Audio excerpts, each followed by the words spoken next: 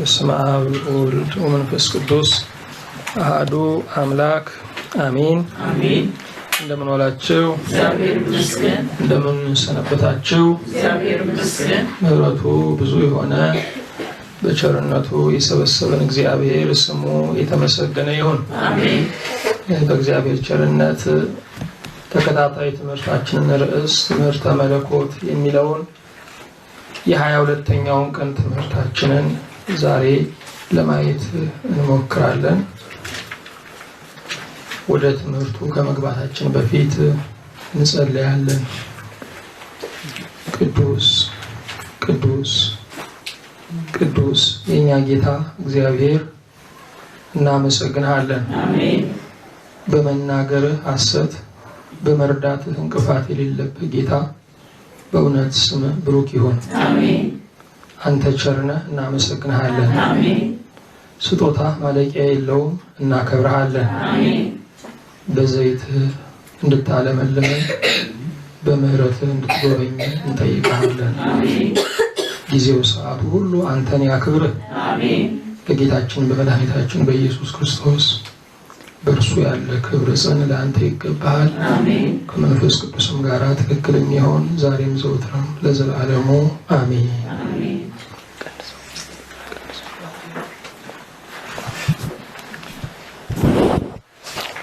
እግዚአብሔር ይመስገን። በእግዚአብሔር ቸርነት የመለኮትን ነገር ነው እያየን ያለ ነው። የመለኮት ነገር የማይመረመር ምስጢርና የማይጠገብ ምስጢር ነው። ሰማሁት ተብሎ መድገምን የሚከለክል ሳይሆን እንደገና ልስማ የሚያሰኝ ነው። እግዚአብሔር በኃይሉ፣ እግዚአብሔር በጽናቱ፣ እግዚአብሔር በብርታቱ፣ እግዚአብሔር በችሎታው ውስጥ እንኳን ፍቅር ነው። የእግዚአብሔርን ኃይል ስንሰማ የማይገመት ኃይል ነው። ይሄ ኃይል የማያሸብረን ያ ኃይል ፍቅር ስለሆነ ነው። የአንዳንድ ሰዎች ብልጥግናቸው ያስፈራናል። የአንዳንድ ሰዎች ገናንነታቸው ያስፈራናል። የአንዳንድ ሰዎች ዝነኛነታቸው ያስፈራናል። የእግዚአብሔር ኃይሉ፣ የእግዚአብሔር ገናንነቱ፣ የእግዚአብሔር ንጉሳዊነቱ ግን የሚያሳርፈን ነው። ለምን ስንል በእግዚአብሔር ታላቅ ኃይል ውስጥ የምናገኘው ታላቁን ፍቅር ብቻ ነው።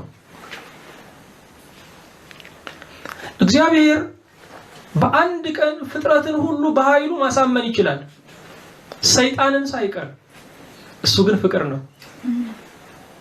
እግዚአብሔር ኃይሉን ለማጥፋት ቢጠቀም ህጋዊ ምክንያቱ ነው። እርሱ ግን ኃይሉን ለማዳን ይጠቀምበታል። እግዚአብሔር ይመስገን። የሚያስመካ የሚያጓድድ ኃይል ነው እግዚአብሔር። ስለዚህ ነገረ መለኮት የማይጠገብ ምስጢር፣ የማይመረመር ምስጢር፣ የማይደረስበት ምስጢር፣ የዘመንና የዘላለም ምንድነው? ርዕስ ነው። የዘመንና የዘላለም ርዕስ ነው። እግዚአብሔር እናውቀው ዘንድ ራሱን ስለፈቀደልን፣ እናውቀው ዘንድ ራሱን ስለገለጠልን በእውነት ለኛ ያለውን ፍቅር እንገነዘባለን። ማንም ካልወደዳችሁ በቀር ወደ ቤቱ አይጋብዛችሁም። በቤቱ መገኘታችሁ ፍቅር ነው። ማንም ካልወደዳችሁ በቀር ራሱን አይገልጥላችሁም። እግዚአብሔር ባህሪውንና ማንነቱን ሲገልጥላችሁ አሁንም ፍቅር ነው። የእግዚአብሔርን ፍቅር በእያንዳንዱ እርምጃችን ላይ ማንበብ ካልቻልን ክርስትና አልገባንም። እግዚአብሔር ያለ ፍቅሩ እኛን ያኖረበት ብቻ አይደለም፣ ያለ ፍቅሩ እኛን የገሰጸበት ቀን የለም። እግዚአብሔርን ከፍቅሩ ነጥለን ካየነው እግዚአብሔር መሆኑ ይቀራል። እግዚአብሔር በፍቅር ያበበ እግዚአብሔር ነው። እግዚአብሔር በፍቅር የጎመራ እግዚአብሔር ነው። እግዚአብሔር በፍቅሩ ሁሉን ወደ ራሱ የሳበ እግዚአብሔር ነው። ሲሰራንና ሲፈጥረን እንኳ በውስጣችን አንድ ቁራጭ ገመድን ትቷል። ያቺ ገመድ በፍቅር የምትዘገን ገመድ ነች። ለዚህ ነው በሰው ገመድ በፍቅር ሳብኩሽ የሚለው። ሰው በገንዘብ አይሳብ፣ ሰው በጉልበት አይሳብ ወገኖቼ። ሰው በማንኛውም ነገር የማይያዝ ፍጡር ነው። የሰው ገመዱ ፍቅር ነው። ያችን ፍቅር ያችን ገመድ በውስጣችን ላይ አንጠልጥሎ ነው የተወው። በእውነትም የእግዚአብሔር ፍቅር ካልሆነ በስተቀርም እኛን የሚችለን ማንም የለም። እኛን የሚችለን ማንም የለም። ሳናደክመው ስለተሸከመን ስሙ ይባረክ። አሜን። ነገረ መለኮትን ነው እያየን ያለ ነው። ባለፈው ጊዜ ስለ ባህሪ ስለሚለው ቃል አይተናል። ምስጢረ ሥላሴን ውስጡን ለማየት እየሞከርን ነው እንደ አቅማችን መጠን። ዛሬ ስለ መለኮት ነው የምንነጋገረው። መለኮት ማለት ምን ማለት ነው? ባህሪ ስንል እግዚአብሔር የሚኖርበት የማይመረመረው ምስጢር ነው። ባህሪ ስንል እግዚአብሔር የሚኖርበት የማይመረመረው ምንድነው? ምስጢር ነው። መለኮት ስንል ደግሞ የሚንሰራፋበት አገዛዝ ነው። መለኮት ስንል የሚንሰራፋበት ምንድነው? አገዛዝ ነው። መለኮት የሚለው ስም ክብርን ይገልጣል፣ ጌትነትን ይገልጣል፣ አቻ የለሽነትን ይገልጣል። መለኮት አገዛዝ ማለት ነው። በመለኮት ውስጥ በጎነቱን እናገኛለን። በመለኮት ውስጥ ክብሩን እናገኛለን። እግዚአብሔር ይመስገን። አሜን። መለኮት የሚለው ስም ከእግዚአብሔር ውጭ ማንም የማይጠራበት ስም ነው። ይህ ስም ለፍጡር አይቀጸልም። ይህ ስም ግዛት ላላቸው ነገስታትም አይቀጸልም። ይህ ስም ወሰነ ሰፊ ለሆነው ለእግዚአብሔር የሚቀጸል ስም ነው። ይህ ስም ከሶስቱ አካላት ተርፎ የማንም ገንዘብ አይሆንም። መለኮት የሶስቱ አካላት የጋራ ገንዘባቸው ነው። በአንድ መለኮት ላይ ያበበ ሶስት አካላትን እናገኛለን። ሶስት አካላትን የሚያገናኝ የአንድ ምስጋናና ክብር ባለቤት የሚያደርግ መለኮትን እናገኛለን። እግዚአብሔር ይመስገን። አሜን። ስለዚህ መለኮት ስንል አገዛዝን ምን እያልን ነው? እያየን ነው። መለኮት እንደዚህ ነው ተብሎ የማይታወቀውና የማይወሰነው የእግዚአብሔር ጠባይ የሚጠራበት ስም ነው። መለኮት እንዲህ ነው ተብሎ የማይታወቀው የእግዚአብሔር ጠባይ የሚጠራበት ምንድነው? ስም ነው።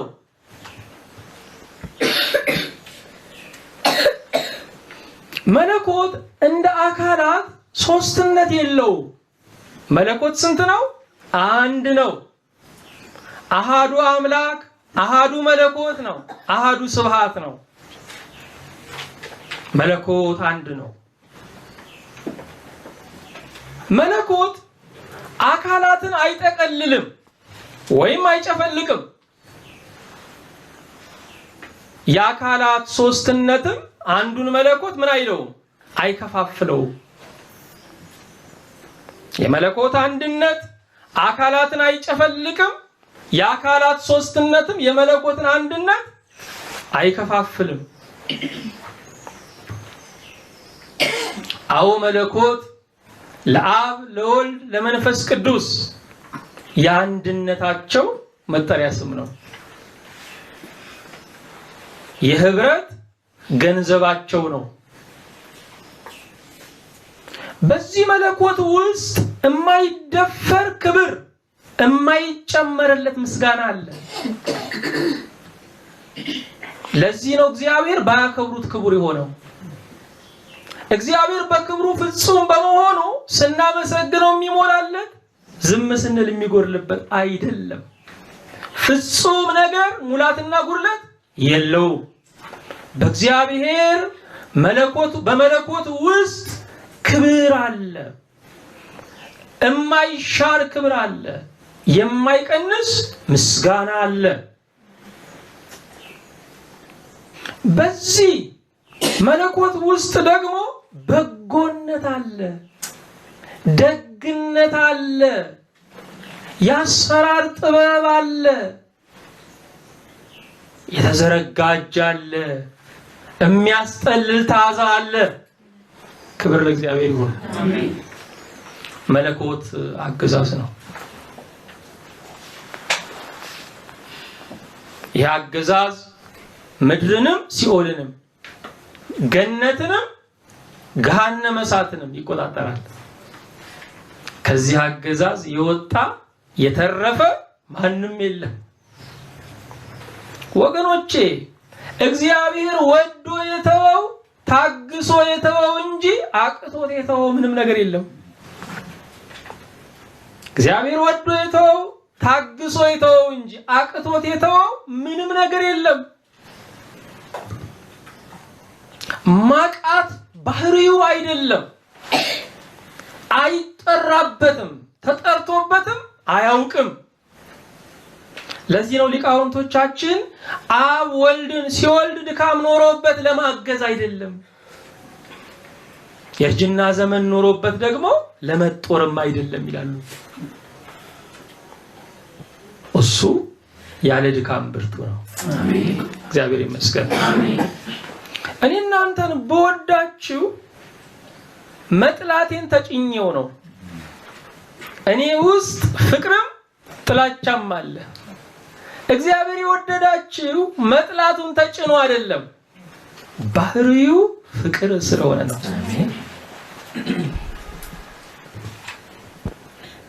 እኔ እናንተን ስወዳችሁ አስቤበት ነው። እግዚአብሔር ግን ባህሪው ነው። ስለዚህ የሰው ፍቅር በማንኛውም ጊዜ ሊሻር የሚችል ነው። የእግዚአብሔር ፍቅር ግን አያሰጋም። እግዚአብሔር ይመስገን። በፍቅሩ የማያሰጋ የግዛት መነጠቅም የማይገጥመው አምላክ ነው። እግዚአብሔር ይመስገን። ትናንት የነበረው ዛሬ የለም፣ ዛሬ ያለውም ላለመኖር ይፈጥናል። እግዚአብሔር ግን በዙፋኑ ተቀምጦ ሁሉን ይሸኛል። ስሙ ይባረክ። አንድ ንጉስ ከበረ ስንል ሰራዊቱ ሰላምታ እየሰጠው በፊቱ ማለፉ ነው። እግዚአብሔርን ግን ሰላምታ እየሰጠው የሚያልፈው ዘመንና ታሪክ ነው። እግዚአብሔር ይመስገን። በዙፋኑ ቁጭ ብሎ ዘመንና ታሪክን ያሳልፋል። እንዴት ደስ ይላል! ዛሬ 200 ዓመት የሞላው ሽማግሌ ብናገኝ በጣም ይደንቀናል። መድከሙም ደግሞ በጣም ያስደስተናል። እንደ እግዚአብሔር የሸመገለ እንደ እግዚአብሔር ግን አዲስ የሆነ የለም። እድሜ ጠገብ ነው።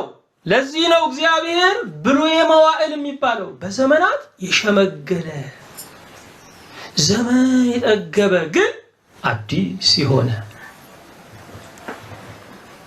እግዚአብሔር ይመስገን። አዎ ወገኖቼ፣ እግዚአብሔርን ባወቅነው ቁጥር ክርስትና እየጣመ ይመጣል። ዓለምን ደግሞ ባወቅናት ቁጥር እየመረረች ትመጣለች። እግዚአብሔርን ማወቅ የደስታ ምስጢር ነው። የደስታ ምስጢር ነው።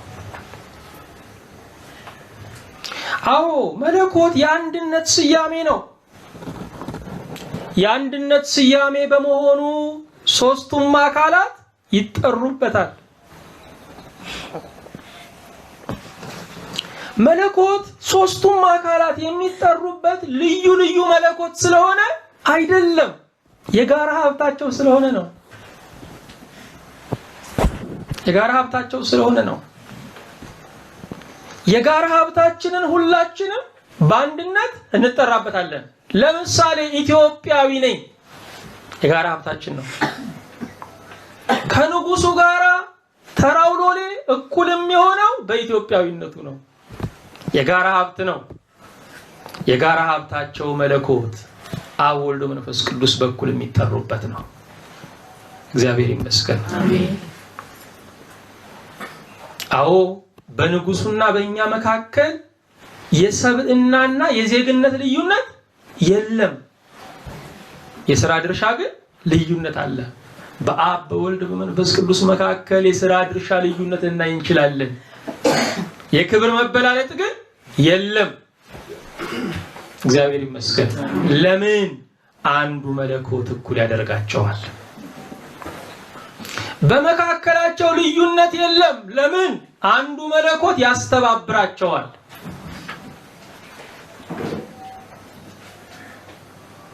አዎ የአብ መለኮት፣ የወልድ መለኮት፣ የመንፈስ ቅዱስ መለኮት አይባልም። አብ ግን ምንድነው?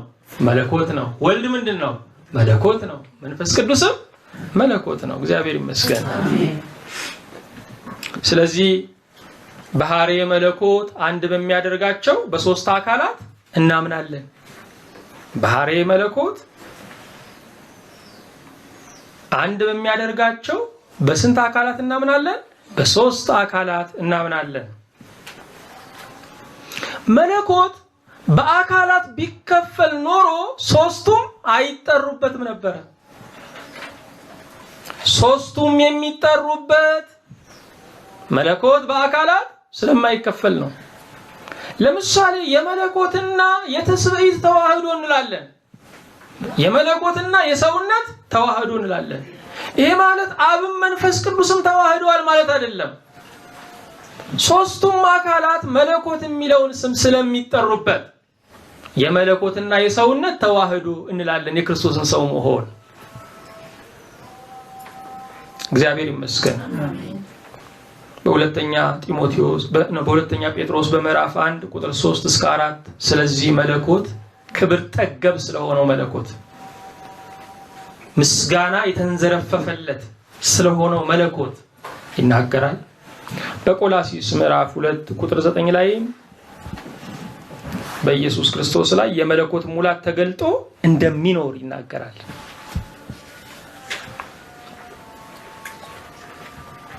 ይህንን ካየን አሁንም ሥላሴን ለመረዳት የሚያግዘን ተዋህዶ የሚለው ቃል ነው። ተዋህዶ የሚለው ቃል ለሥላሴ ለሥጋዌም ይነገራል። ተዋህዶ የሚለው ቃል ለማን ይነገራል? ለምስጢረ ሥላሴም ለምስጢረ ሥጋዌም ይነገራል። ለምስጢረ ሥላሴ ሲነገር ሶስቱ አካላት በባህሪ በመለኮት አንድ መሆናቸውን ያስረዳል። ሶስቱ አካላት በባህሪ በመለኮት በህልውና በፈቃድ አንድ መሆናቸውን ያመለክታል። በምስጢረ ሥጋዌ ላይ ሲነገር ግን የቃልና የሥጋን መለየት የሌለበትን ተዋህዶ ወይም አንድነት ያሳያል። የቃልና የሥጋን መለየት የሌለበትን አንድነት ያሳያል።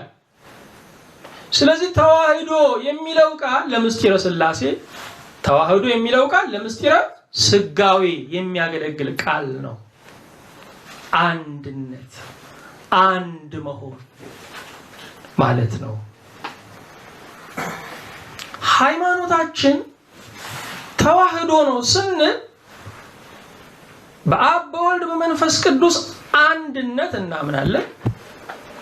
በቃልና በሥጋ መለየት በሌለበት ተዋህዶ እናምናለን ማለት ነው።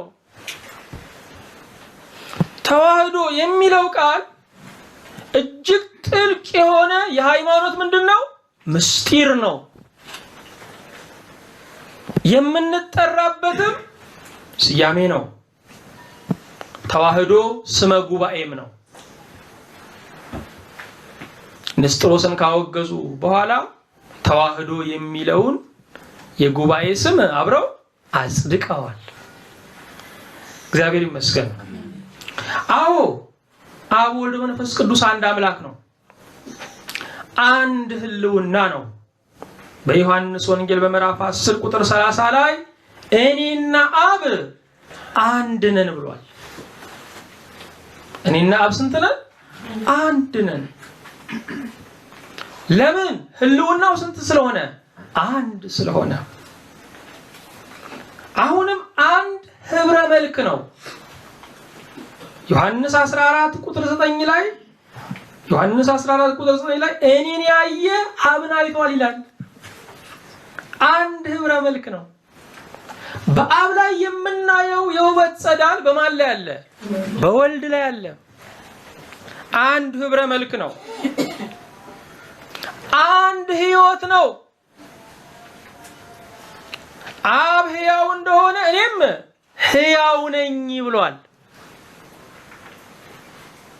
ልብ አድርጉ። አንድ ህልውና፣ አንድ ህብረ መልክ፣ አንድ ህይወት፣ እንደገና አንድ ፈቃድ። አብ በስሜ የምትለምኑትን ሁሉ እኔ አደርገዋለሁ ነው የሚለው። በስሜ አብን ለምኑ፣ ግን ማን ያደርጋል? ወልድ ነው የሚያደርገው። አንድ ፈቃድ ነው። በኢየሱስ ክርስቶስ ስም ወደ አብ ይለመናል። የሚያደርገው ግን ማን ነው? ወልድ ነው። ለምን? አንድ ፈቃድ ነው። ይሄ ብቻ አይደለም፣ አንድ መውለድ ነው። ሊቃውንቱ እንደነገሩን አንድ መውለድ ነው። ከውሃና ከመንፈስ ቅዱስ ካልተወለዳችሁ በቀር ይላል ዮሐንስ 3 ቁጥር 5 ላይ ከውሃና ከመንፈስ ካልተወለዳችሁ በቀር። እዚህ ጋር የሚወልደን ማን ነው? መንፈስ ቅዱስ ነው። ለምን? አንድ መውለድ ስለሆነ የምንወለደው ከማን ነው? ከሥላሴ ነው። ይሄ ብቻ አይደለም፣ አንድ ስልጣን ነው። አንድ ስልጣን ነው። አብ ሙታንን ያስነሳል፣ እኔም አስነሳለሁ አለ ጌታ። ስልጣኑ ስንት ስለሆነ? አንድ ስለሆነ። አንድ ጌትነት ነው። አሁንም ዮሐንስ 16 ቁጥር 15 ላይ ለአባቴ የሆነው ሁሉ የኔ ነው አለ። ለአባቴ የሆነው ሁሉ የማን ነው? የኔ ነው አለ። ስለዚህ ጌትነቱ ስንት ነው? አንድ ነው። አንድ እውቀት ነው። አብ ያውቀኛል፣ እኔም አውቀዋለሁ። አብን እንደ ወልድ የሚያውቀው የለም፣ ወልድንም እንደ አብ የሚያውቀው የለም። ለዚህ ነው የክርስቶስ ትረካ ፍጹም የሆነው። አብ ስለሚያውቀው የምወደው ልጅ አለ። እግዚአብሔር ይመስገን። አንድ እውቀት፣ አንድ ማሳወቅ። በዮሐንስ 6:44 ላይ አብ ካልሳበው በቀር ወደኔ የሚመጣ የለም አለ። በዮሐንስ 14 ቁጥር 6 ላይ ደግሞ በእኔ በኩል ካልሆነ በቀር ወደ አብ የሚመጣ የለም አለ። አብ ይስባል፣ እንደገና ደግሞ በወልድ በኩል ደግሞ ወደ አብ ይመጣል። አብ ወደ ወልድ ይወስዳል፣ ወልድም ደግሞ ወደ ማን ይወስዳል? ወደ አብ። አንድ ማሳወቅ፣ አንድ መቀበል። እኔን የተቀበለ የላከኝን ተቀበለ አለ። እኩል አንድ ስለሆኑ ነው። አንድ ባይሆኑ ኖሮ ወልድን መቀበል አብን መቀበል አይሆንም ነበረ።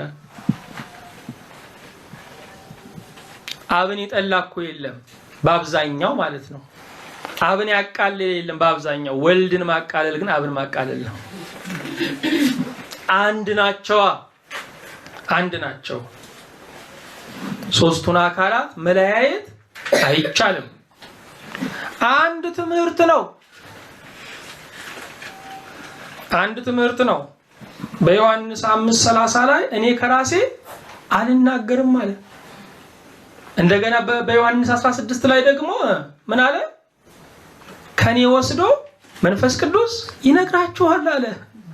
አንድ ትምህርት ስላለ ነው አብም ወልድም መንፈስ ቅዱስም የሚናገሩት። አንድ ትምህርት ነው። አንድ መዋሃድ ነው። ዮሐንስ 14:9 ላይ አብ በእኔ እንዳለ እኔም በአብ እንዳለሁ እመኑ አለ። አንድ መዋሃድ። ይሄ ብቻ አይደለም፣ አንድ ተዋህዶ። በዮሐንስ 17 ቁጥር 22 ላይ እንደ እኛ አንድ የሆኑ ዘንድ ይላል። የአንድነት ልኩ የሥላሴ ነው። የአንድነት ፍጹሙ የሥላሴ ነው። ስለዚህ ጌታ እንኳን ሲጸልይ እንደኛ አንድ እንዲሆኑ አለ። እግዚአብሔር ይመስገን። ተዋህዶ የምንለው አንድነት የምንለው ይህንን ነው። ክብር ለስሙ ይሁን። ይህ ከሃሊ ጌታ ራሱን ስለገለጸልን እናመሰግነዋለን። ሊቃውንት አባቶቻችን በብዙ መንገድ ነው ይህን አምላክ የገለጹት። ከሃሊነቱን በጣም ትንሽ በሚባል ነገር ወይም ትንሽ በሚመስል ነገር ትልቅ የሚሰራ እግዚአብሔር። ይህንን ሲገልጡ ምን አሉ? በውሃ ላይ የሚመሰርት አሉ። ጠጣሩን በፈሳሽ ላይ የሚመሰርት ጌታ። ቀለል ያለ ስራ ነው የሚሰራው፣ ግን የማይደገም ነው። እግዚአብሔር ይመስገን። ግዙፉን ደግሞ በረቂቅ የሚጠቀልል ነው። ይሄው በግዙፍ ነው የተቀመጥነው፣ የተጠቀለልነው ግን በረቂቁ ነው። በረቂቅ ሸማ። አንድነት ማለት ረቂቅ ሸማ ነው። በረቂቁ ሸማ ጠቀለለን፣ ግዙፉን በረቂቅ የሚጠቀልል ከፈሳሽ አጥንትና ስጋ የሚያስገኝ። እኛ ስንፈጠር እኮ ፈሳሽ ነን። እዛ ውስጥ አጥንት አለ፣ እዛ ውስጥ ስጋ አለ፣ እዛ ውስጥ ጅማት አለ። ያችን በምታል ደቃቅ ነገር ውስጥ አሁን ያሉት የሰውነት ክፍሎቻችን በሙሉ አሉ። ስሙ ይባረክ። መናኛ በሚመስል ነገር የከበረ የዘላለም ስራ የሚሰራ ጌታ ተመስገን። በነፋስ የሚያጸና ይሉታል። አሁን በነፋስ የሚያጸና፣ በነፋስ የሚያውቁ። አው እችን ዓለም በነፋሳት ወጥሮ ይዟታል። ውሃን ሰማይ ላይ ሰቅሎ ሰማይ ብሎ የሚጠራው ይህን ማን ሊያደርግ ይችላል? እሱ ብቻ ይችላል። ስሙ ይባረክ። ያለ እሳት የሚያቃጥል ይሉታል። አሁን እሳተ ገሞራውን የትኛውን እሳት አንድዶ ይመስላችኋል? ያለ እሳት የሚያቃጥል፣ ያለ ውሃ የሚያቀዘቅዝ። 3 ደቂቅን ውሃ ረጭቶ አይደለም ያዳናቸው፣ ቀይ መናፈሻ ያደረገላቸው በስልጣኑ ነው። ያለ ውሃ የሚያቀዘቅዝ። ክብር ለስሙ ይሁን። በድካሙ ያረፈ በብርታቱ የተመካ አይደለም። አዎ ደከመኝ አረፍኩ አላለም እግዚአብሔር። አሁን በረታው ብሎ ደግሞ አልኮራም እግዚአብሔር። ኃያል ነው። ፀሐይ ሳታስፈልገው፣ ፀሐይ ሳትፈጠርም በብርሃን የኖረ ነው። ስለዚህ ጌታ ባለፉት ጊዜያቶች ሁሉ ተነጋግረናል። ልጨምርላችሁ፣ ሳይሰራ የፈጸመ ነው። ይህ ጌታ አሰበ ማለት ጨረሰ ማለት ነው። እግዚአብሔር ይመስገን። ይሄ ብቻ እንዳይመስላችሁ፣ የመረጠው ብፁዕ የሆነለት ነው። ወንጀለኛ ቢሆን፣ ኃጢአተኛ ቢሆን፣ ሽፍታ ቢሆን ከመረጠው ብዙ ነው። እንዴት ደስ ይላል! ምክንያቱም መምረጡ ስልጣን ነው። ስልጣን ነው። ክብር ለእግዚአብሔር ይሁን። አሜን። አው ብርሃን የሌለው እሳት ያዘጋጀም ነው። እሳት ተብሎ ብርሃን የሌለው የለም። ገሃነመ እሳት ግን ብርሃን የሌለው ምንድነው? እሳት ነው። መንግስቱ ይባረክ። ስላለፈው ጊዜ ሁሉ ስሙ የተባረከ ይሁን። ምስጢረ ሥላሴን ፈጽመናል። ልዑል አምላክ ይባርካችሁ። አሜን። ዘመናችሁ የተባረከ ይሁን። አሜን። ይህን ለመስማት ይህን ለመናገር ያበቃን ጌታ ስሙ የተባረከ ይሁን። አሜን። አሜን።